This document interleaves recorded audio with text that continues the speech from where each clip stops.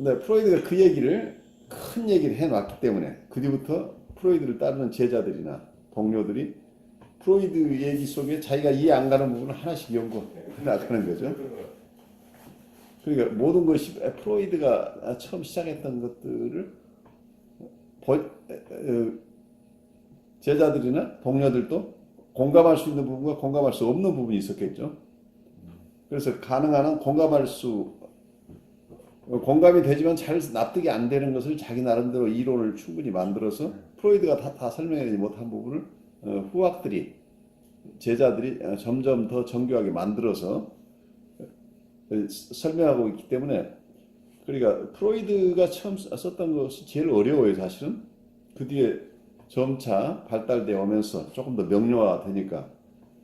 그래서 어떤 프로이드를 잘 이해하려면 제가 그래서 여러분들 거꾸로 공부를 시키고 있었던 이유가 이거예요.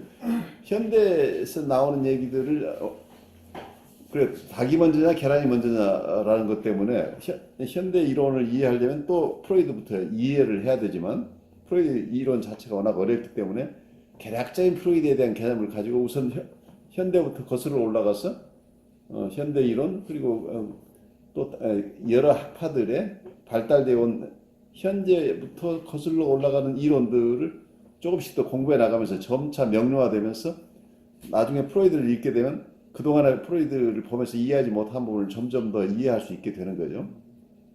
그래서 이런 과정을 현대로부터 과거로 거슬러 올라가고 또 과거를 공부하고 나서 다시 돌아오면서 현대 것을 공부하고 이런 것을 반복하면서 우리가 정신분석에 대한 이해가 넓어지는 거죠. 그래서 어느 하나 아티클을 가지고 우리가 그 아티클을 다 이해할 수는 없다는 걸 이해를 하셔야 돼요. 여러분들이 애쓰지만 이해할 수 있는 것은 우선 한정된 범위 내에서 이해하시지만 그것이 근간이 돼서 우리가 다른 이론을 공부할 때 그 이론들을 더 알아듣게 되고 또 거기서 얻은 인사이트를 가지고 다시 프로이드를 읽을 때 그때 조금씩 더 깨쳐나간다는 것. 이 상호관계를 이해하시고 오늘 공부 시작하죠. 프로이드가 이 늑대인간 이 케이스에서 4년 반 동안 처음 치료를 했는데 이 4년 반 동안에 한 3년이 지나도 거의 성과가 없었다는 얘기예요. 그러니까 어떤 면에서는 그 성과를 내기 위해서 본인의 이론하고도 맞지 않지만 인터벤션을 아주 무모할 만큼 강한 인터벤션을 한 거죠. 너는 몇 월 며칠 날 앞으로 1년 후에 그날까지만 치료를 하겠다. 그때까지 치료가 되건 안 되건 너하고 나는 끝이다. 그러니까 네가 낫고 싶으면 그때까지 치료에 확실하게 임하라. 이제 최고 통첩을 한 셈이에요. 그러면서 그 남은 기간에 아주 극적으로 많은 데이터들이 그동안 나오지 않던 데이터들이 나와서 치료가 됐다. 이렇게 지금 프로이드가 보고하고 있어요. 그런데 일정한 부분에서 뉴라틱한 부분의 치료가 되면서 이분이 나중에 법률 공부도 하고 사회적인 기능을 회복하는 점에서 치료가 완치된 것으로 보였는데 이 4년 반 동안의 치료가 있었지만 나중에 결국은 이분이 재발하게 되죠. 재발을 계속 하게 되면서 어떤 평생 이분이 다 완치된 것은 아닌 상태였죠. 특히 이 정신병적인 그 사이카틱한 발병을 하게 돼요. 그래서 나중에 그 치료는 프로이드가 한 게 아니고 미국에 있는 프로이드의 제자에게 맡겨서 그 제자가 이걸 도와주게 되는데 이 현상이 아주 재미있어요. 그러니까 이게 치료가 성공한 케이스라고 하지만 전체적인 측면에서 보면 현대적인 측면에서는 치료가 실패한 케이스죠. 왜냐하면 이분은 사이카틱한 지점과 뉴라틱한 지점을 있었는데 뉴라틱한 부분에 일정한 부분 도움을 주었지만 사이카틱한 부분이 근본적으로 치료가 안 됐기 때문에 결국 재발했다는 얘기죠. 그렇지만 이 초기에 어쨌든 뉴라틱한 부분을 치료해서 정상적인 생활로 되돌아가게 했다고 하는 점에서 프로이드가 그 당시로서 아주 획기적인 일을 한 거죠. 그 당시로 치료 기법이 그렇게 충분하게 발달되지 않은 시점에서 근데 여기서 이 케이스가 잘 보시면 프로이드가 자기의 신경증 중심으로 이분은 유아신경증 이론으로 이 케이스를 늑대 인간을 치료를 했죠. 유아신경증을 어른의 신경증은 유아신경증에서 온다고 봤다는 얘기예요.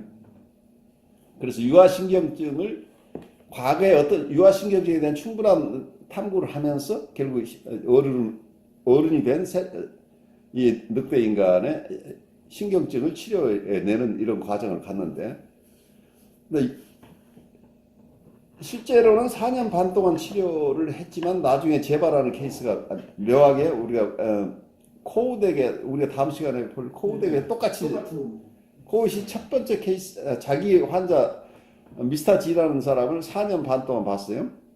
근데 5년 후에 이 사람이 돌아와서 다시 4년 반을 또 치료를 해요. 두 번의 치료를 하는데 묘하게 4년 반이라는 지금 숫자도 비슷하네요. 아주 오묘하죠. 근데 그 케이스도 코어 또 처음에는 자기가 다 완치한 줄로 그러니까 뉴라틱한 지점에서 치료를 했어요. 그렇지만 결국 그건 자기는 그래서 프로이드의 이론에 따라서 신경증 환자라고 보고 치료를 한 거죠. 그렇지만 나중에 5년 후에 돌아와서 이 환자를 보니까 자기가 치료를 잘못했다는 것을 인정을 하게 된 거죠.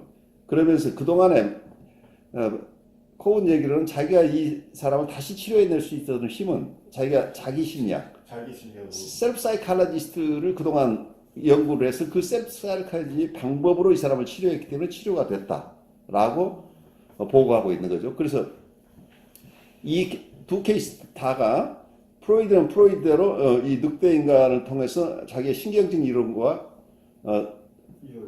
어떤 성적 이론, 리비도 티어리나 인스팅트 티어리 이런 본인의 가장 중요한 이론들을 뒷받침해주는 서포팅 케이스로 사용한 거죠. 코웃은 자기 심리학을 사람들에게 충분하게 납득시키는데 사용한 게 미스터 G를 두 번 분석한 케이스예요. 그런 점에서 이 두 분이 이 케이스들이 묘하게 우연의 일치처럼 일치되는 부분이 많죠. 한쪽 다 치료한 줄로 알았는데 신경증적인 측면은 치료가 일응됐지만 결국은 사이카틱한 프로이드 지점이나 자기애적인 지점이 치료가 안 되는 것 때문에 다시 치료를 그러니까 어떤 면 여기서 다음 시간에 폴 코우스 케이스는 코우시 봤던 어떤 자기애적 성격 장애나 자기애적 행동 장애인 케이스를 보통 자기 심리학으로 치료를 했어요. 코우시. 그래서 그런 쪽에서 치료를 함으로써 두 번째 케이스 두 번째 분석을 하면서 이 사람을 도와주었다고 해서 본인의 자기 심리학이 얼마나 중요한가를 설득을 하는데 사용하고 있는데 이 지점에서 이 두 케이스를 여러분들이 병렬로 보고 오늘 공부를 하면 재밌어요. 그러니까 이 케이스에서 늑대 인간을 4년 반을 치료를 했는데 다른 사람이 왜 이렇게 오래 치료하느냐고 이렇게 물어볼 수 있겠죠. 그리고 자기도 스스로도 왜 이 케이스가 이렇게 긴가 하는데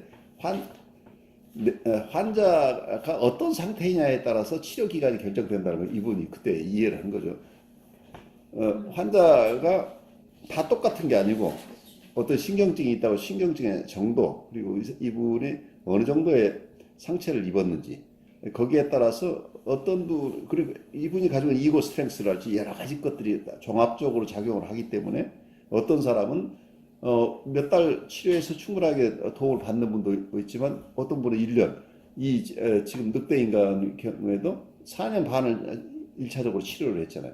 이만큼 길어지는데 어떤 면에서는 이 4년 반을 치료했던 이 늑대 인간 케이스는 사실은 이분이 신경증만 있는 게 아니고 정신증적인 측면을 가지고 있었기 때문에 프로이드 나름대로는 이 정신적인 부분은 보지 않았죠. 그래서 유아신경증을 중심으로 한 치료 기법을 계속 사용한 거죠. 그렇게 하더라도 원래 워낙 이분의 이고 스트렝스가 약하니까 시간이 길게 걸릴 수밖에 없었던 거죠. 그래서 이제 프로이드는 그 당시에 몰랐지만 정신증적인 분들은 도와주는데 시간이 2년, 3년 이렇게 되는 게 아니고 굉장히 오랜 기간이 걸리죠.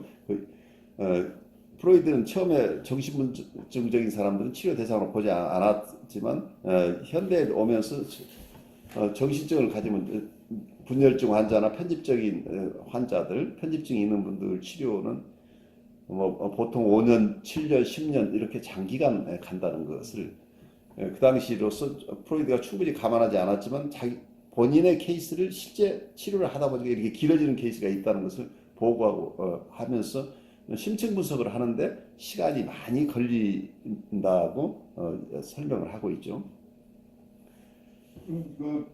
호나이도 그렇고 지금 예, 유아신경증이라는 말 자체를 우리 이해를 해야 되는데 인펀타일 뉴로시스라는 말을 프로이드가 처음 만들어낸 말이에요. 프로이드가 1909년이나 1918년 이런 저술에서 유아신경증이란 용어를 썼는데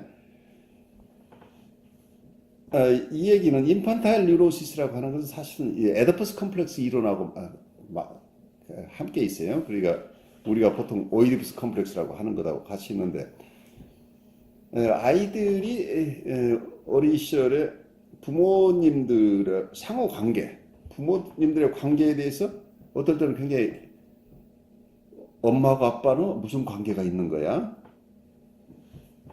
하면서 거기에 대해서 호기심이 생겨나고 어리둥절하고 이제 이런 정서하고 함께 이 부모를 만나면서 그 부모들하고 관계에서 자기가 어떤 그 양쪽 부모에 대한 자기의 포지션이 생겨난다는 얘기예요. 그래 부모님들이 가까운 사이이고 뭔가 굉장히 밀착되어 있는 관계인데 이 관계가 뭔지 궁금하고 잘 알지 못하는 거죠. 그런데 호기심은 많죠.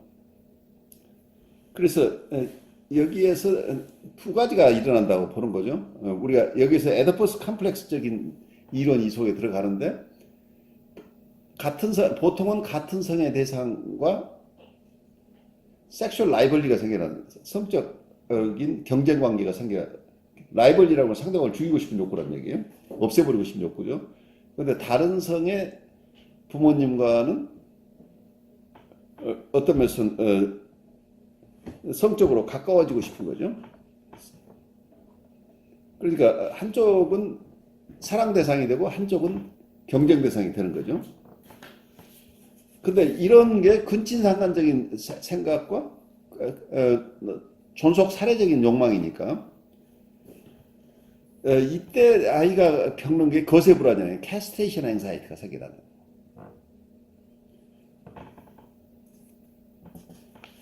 그래서 이 캐스트레이션 앵사이티가 생겨나는데 아이는 처벌 당하는 게 두렵잖아요.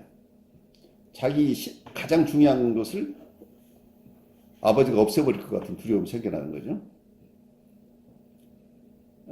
그래서 이 처벌의 두려움이라는 게 결국 죄의식으로 발전한다.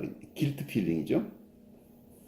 죄의식이 생겨나는데 자기의 어떤 이런 소망들, 하나의 성적 소망과 공격적인 소망을 포기하면서 그런 것들 완전히 포기되지 않은 것은 억압하는 과정을 통해서 이 과정을 겪어 나가죠. 그래서 어떤 면에서 아이들은 부모님의 권위죠. 이건 해서는 이런 생각이나 이런 행동을 해서는 안 된다는 부모님의 강한 권위를 내면화하는 거죠. 그래서 내면화한다는 얘기는 부모님한테 야단맞는 것을 부모님한테 야단맞지 않기 위해 처벌받지 않기 위해서 내면으로 가져왔으니까 자기 안에 무엇을 해서는 안 된다는 이런 금지가 생겨나죠. 그런데 자기 안에 한쪽에서는 역동이 있죠. 성적 역동도 있고 공격성도 이게 사라진 게 아니니까 사라지지 않았는데 결국은 자기 마음 안에서 이제 부모님이 자기를 야단치거나 처벌하는 대신에 자기가 자기를 야단치는 어떤 마음속에 부분이 생겨난다는 얘기죠. 그래서 갈등이 자기 마음의 안에 갈등으로 바뀌는 거죠. 그러니까 나중에 프로이드가 이 논문을 쓸 때만 해도 아직은 마음의 삼중 구조, 이고, 이도, 슈퍼 이고를 아직 정하지 않고 있을 때예요. 예, 그런 이론이 충분히 발전하기 이전 단계인데 이제 이렇게 있었는 골격이 나온 거지. 갈등이 내면 아이가 밖에서 외부 대상, 특히 부모 대상으로부터 받는 어떤 처벌의 위협 때문에 생기는 갈등을 내면화하게 된다. 그래서 자기 마음 안에서 이걸 해결하려고 한다. 그러다 보니까 이 두려움 때문에 한쪽에서는 두려움을 느끼는 것이 죄의식으로 나타나고, 그래서 사회적으로 용납되지 않는 자기의 소망을 포기하고 억압하는 과정이 생겨나는데, 이때 이런 이 복잡한 상호 관계에서 아이들이 겪는 힘든 정서들, 이것을 어떤 면에서는 인펀타일 뉴로시스로, 아이가 굉장히 힘들겠죠. 이 과정이 부모님들이 아주 둘이 사이 좋은 관계인데 뭔지는 모르지만 거기에 대해 자기는 알고 싶은데 누가 잘 알려주지도 않고, 그런데 자기는 아버지처럼 하고 싶고 아버지 대신에 엄마하고 자고 싶고, 그런데 아빠는 자기 혼내고, 이제 이런 상황 속에서 이제 이게 보통은 마음의 상태를 가지고 인펀타일 뉴로시스라고 얘기를 일반적으로는 하는데, 이 프로이드가 봤던 것은 여기서는 실제로 증상으로 나타나는 경우를 얘기를 하죠.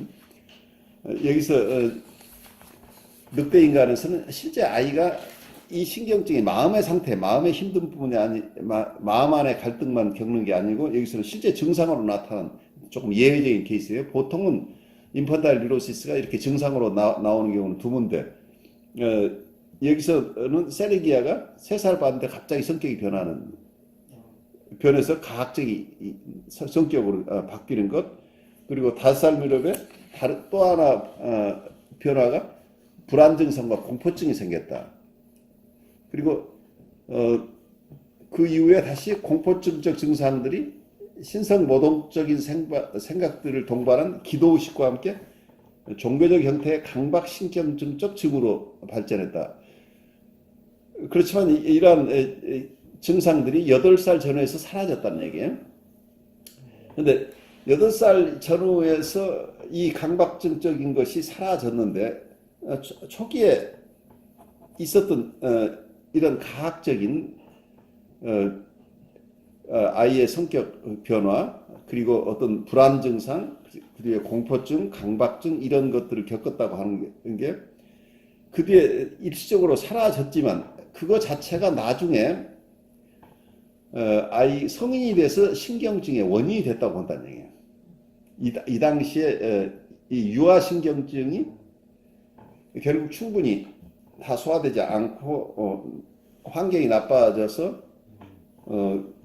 성인이 돼서 다시 과거에 이 유아신경증적인 걸 겪었을 때 해소되지 못했던 이 갈등들이 다시 자기 삶 안에서 이 사람을 힘들게 한다죠. 그래서 성인 신경증의 원인이 유아신경증에 있다고 봤고, 그거 또 하나는 이게 성적인 문제, 에디퍼스 컴플렉스나 성에 대한 호기심, 금지, 이런 것들하고 아이가 이 성적인 문제하고 관련돼서 경험했던 이 에디퍼스 컴플렉스, 그리고 캐스트레이션 앵사이티, 거세 불안, 이런 정서들이 충분히 다 소화되지 못하고 어른이 돼서 이게 영향을 받게 됐다고. 그래서 유아신경이 어른신경증의 원인이 됐지만, 또 하나는 이런 신경증적인 경향이 성격 유형에 영향을 미친다고 봐요. 그래서 실제 신경증으로 발전하지 않더라도, 성인 신경증이 되지 않더라도 성격 유형이 어린 시절에 이런 유아신경증의 영향을 받아서 남들과 다른 성격을 형성하게 된다고 봤어요. 근데 여기에서 이론이 프로이드 이론과 환경론자들 이론이 조금 달라요. 프로이드는 이게 성적인 역동 때문에 나중에 그러니까 어린 시절에 성적인 경험, 유아들이 겪었던 그 갈등, 그때 충분하게 보통은 이 에디스 컴플렉스가 해소되는 것은 아이들이 아버지하고 경쟁을 포기하고 아버지가 자기를 거세하겠다고 나오는 이 위협 속에서 아버지의 권위를 자기 안에 받아들이면서 아버지를 동일시하는 거죠. 그러니까 아버지의 권위를 자기 안에 가져옴으로써 자기가 아버지처럼 돼버리는 거죠. 아이가 아니고 어른이 되는 거죠. 아버지가 하고 같은 사람이 됨으로써 이 문제를 해결한다네, 보통은.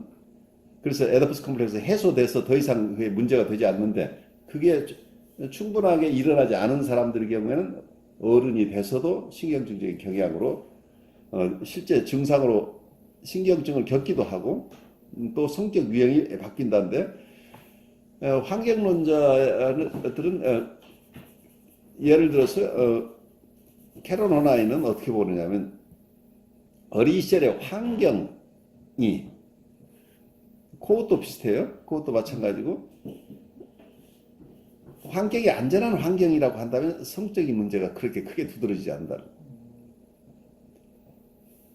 그런데 프로이드 개념은 원래 우리는 성적인 본능을 타고났기 때문에 너나 없이 다 이런 과정을 겪는다고 보는 거죠.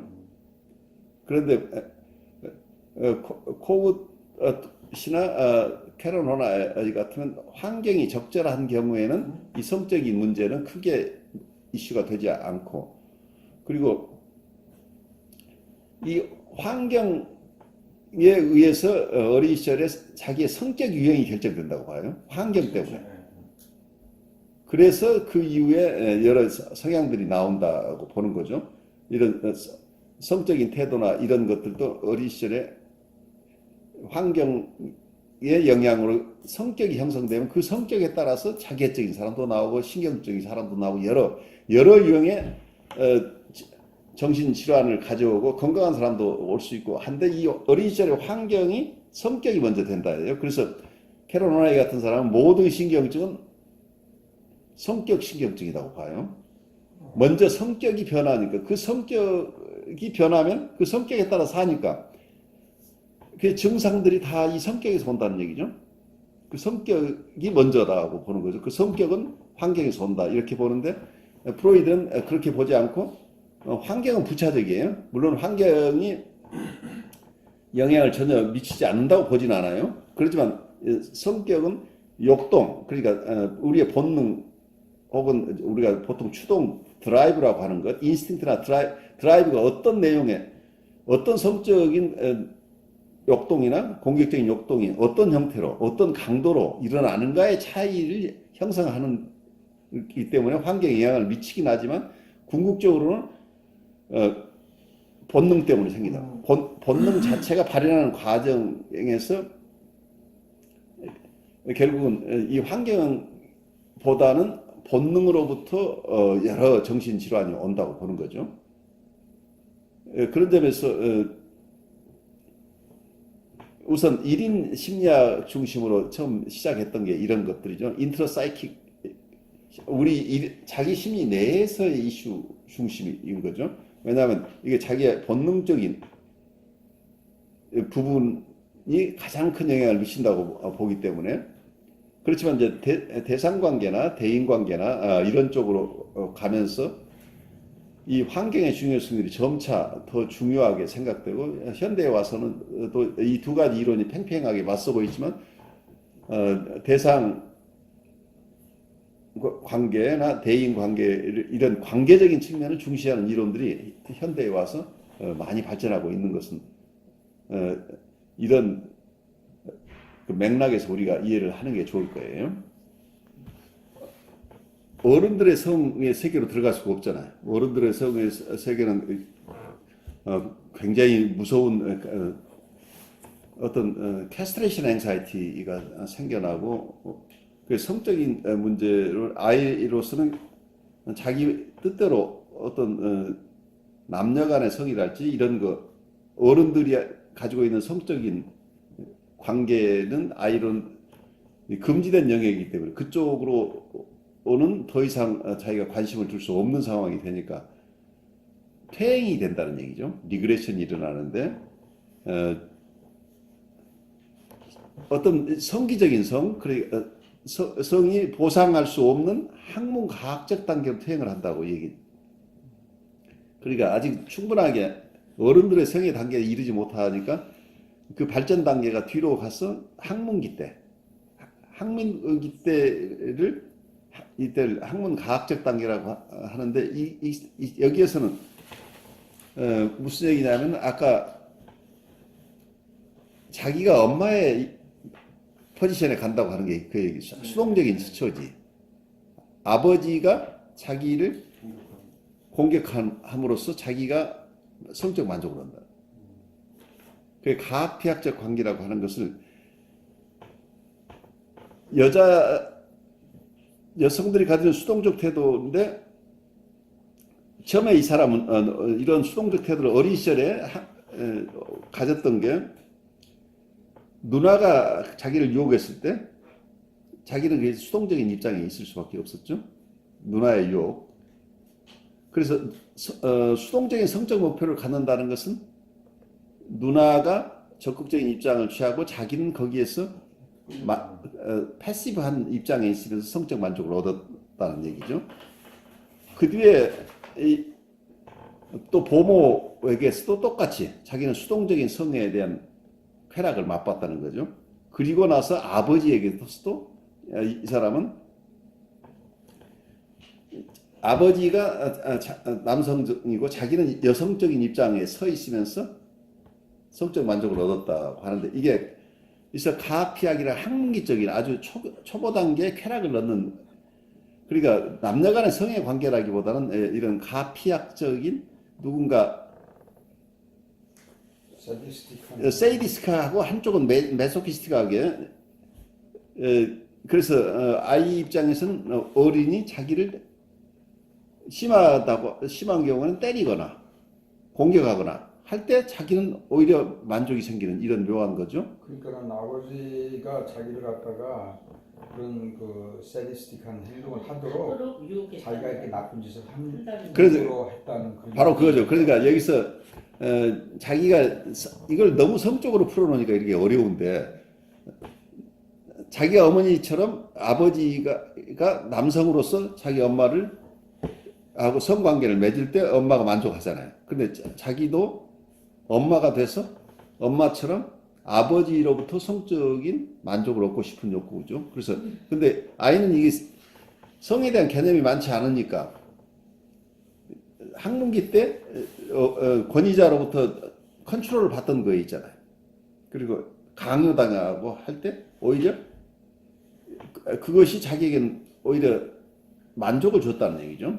아이 입장에서는. 그래서 그 시절로 돌아가서 아버지가 자기를 공격할 때에는 오히려 거의 쾌락이 있다는 얘기예요. 그래서 아버지로 하여금 자기를 공격하도록 하는 행동이 자꾸 못된 짓을 하면 이게 아버지가 자기를 공격할 때 자기가 메소키스틱하게 성적 만족이 생겨난다고 하는데 이거 자체를 우리가 받아들일 수 있는 건지는 환경론자가 본다면 그렇게 이해를 안 할 수도 있겠죠. 그러니까는 그런 말 있잖아. 매를 번다. 그런데 잘 보면 지금 여기서 가학피학적인 관계, 그것도 이것은 퇴행된 관계죠. 학문기적 가학피학적이라고 한다면 이게 아이들의 유아성욕이니까 어른들의 성이 아니란 말이에요. 그게 성이라고 우리가 부르기가 굉장히 어렵단 말이에요. 그럼 실제 일어나고 있는 우리가 섹슈얼이라는 용어를 빼고 센슈얼이라는 감각적인 것.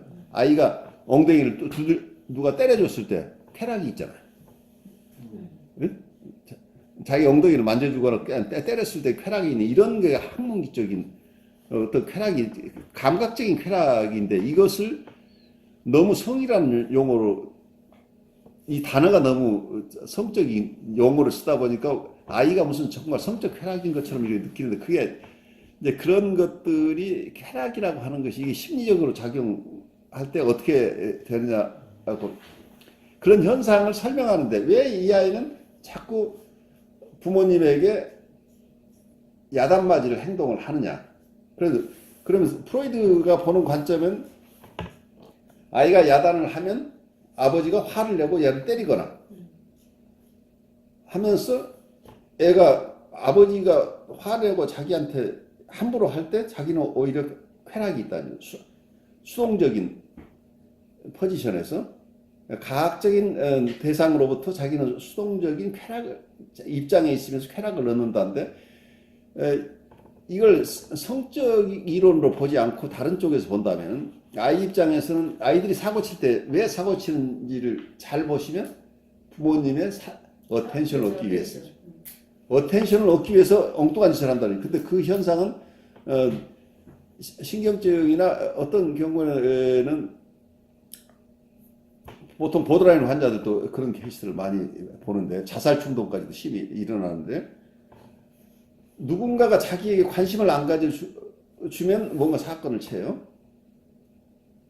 아무도 무료하고 아무도 관심 안 가져주면 어떤 아이들은 이런저런 사고를 쳐서 보통 아이들이 점점 중학교 1학년 때부터 고등학교로 가면서 점점 사건 규모가 커지잖아요. 왜냐하면 자극이 커야 관심을 갖기 때문에.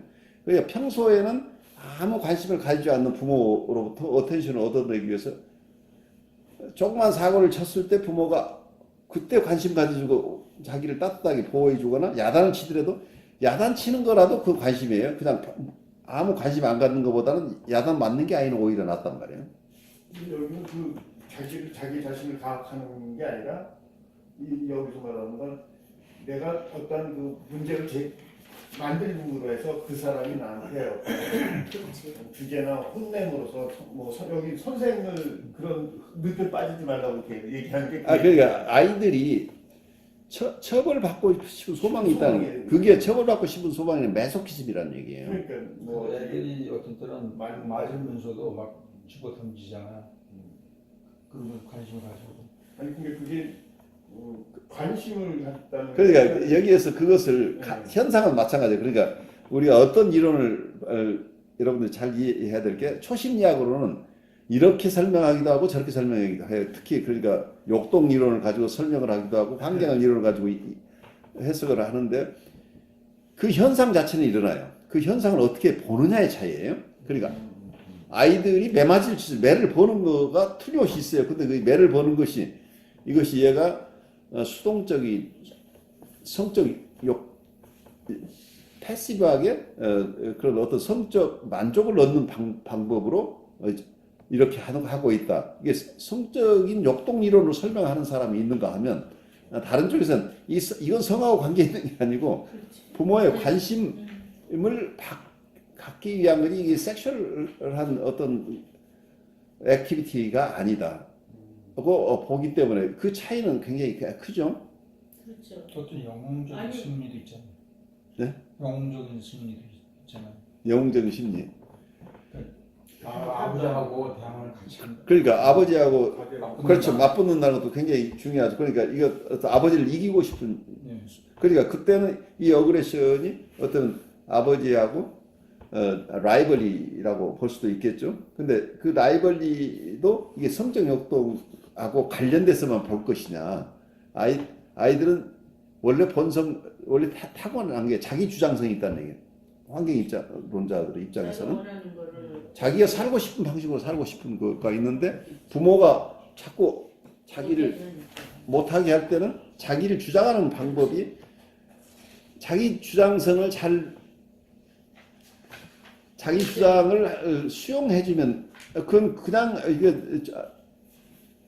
원래 이 사람의 트루셀프로 사는 거잖아요. 그러니까 그대로 아무 문제가 없는데 부모가 자기 주장성을 충분히 받아주지 않을 때 아이들이 어그레션이 나온다고 봐요. 그것은 그러니까 어그레션이 나오는 것은 자기 주장하고 셀프 어서티브니스를 충분히 발휘하지 못하게 하는 환경에서 나오는 게 어그레션이다고 보는 거지.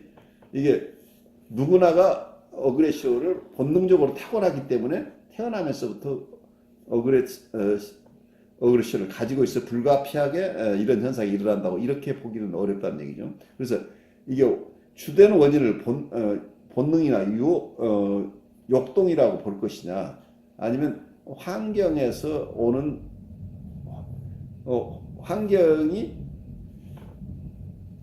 어쩌면 그 내담자에게 적합하지 않은 환경이기 때문에 거기에 대항하는 수단으로서 어그레션이 나오거나 애정이 없을 때 아무도 관심을 가져주지 않을 때 성적인 행동을 하게 되는데 그 성적이라고 하는 것은 어른들의 성욕이 아니고 굉장히 방어적이라는 거예요.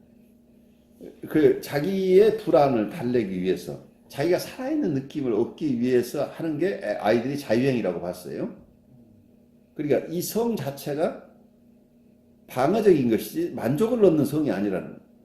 그래서 이게 어른들의 경우에도 굉장히 불안이 많아지면 자기가 사랑하는 대상이 아니라 누구에게나 그냥 성적인 관계를 맺을 수 있는 대상을 찾아서 이 사람 저 사람 바꾸가면서도 이런 성적 행동을 하는 사람들은 대부분 심한 불안이 있는 사람들이라는 거죠. 그래서 사랑에서 성행위가 있는 게 아니고, 그러니까 이게 러브 자체가 이 사람은 만족을 얻는다고 하는 그런 그 만족이 있긴 하지만 그게 주목적이 아니라는 거예요. 자기의 불안 때문에 불안해지지 않기 위한 방어 수단으로서 성이 동원된다고 하는 거기 때문에 성이 의미하는 것은 굉장히 다양한 의미죠. 그래서 어떤 아이의 어떤 자유행위나 어른들의 경우에 따라서는 보통 자기의 사랑 대상과의 성관계가 아닌 다양한 다른 대상과의 어떤 성적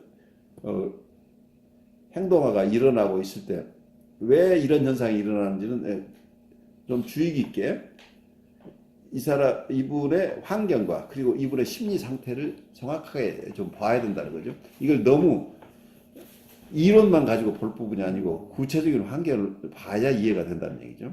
그래서 이거 한 것도 15년이나 뭐 10몇 년 전에 그 과정이 있었기 때문에 그렇죠. 나중에 논문을 쓸 때 요거는 넣었을 것이다. 왜냐하면 이 어떤 데서 늑대의 꿈이라고 하는 게 프로이드가 해석해낸 것은 아버지로부터 성적 만족을 얻고 싶다는 소망이 이것을 부인한 것이라는 얘기죠. 그걸 부인한 것이 불안으로 왔다 이렇게 보는데, 그래서 이게 늑대에게 잡아먹힌다는 어떤 두려움은 아버지에게 성교당하고 싶은 소망, 이 부분과 관련된다고 하는 거죠. 그래서 아버지에게 잡아먹힌다고 하는 게 아버지로부터 성교당하고 싶다는 소망을 전치된 거다고 보는 거죠. 이제 그렇게 얘기를 하는데 여기에선 프로이드가 이제 한 발 더 나가서 여기선 자기가 여성성을 가지고 싶은 건데 그렇게 되면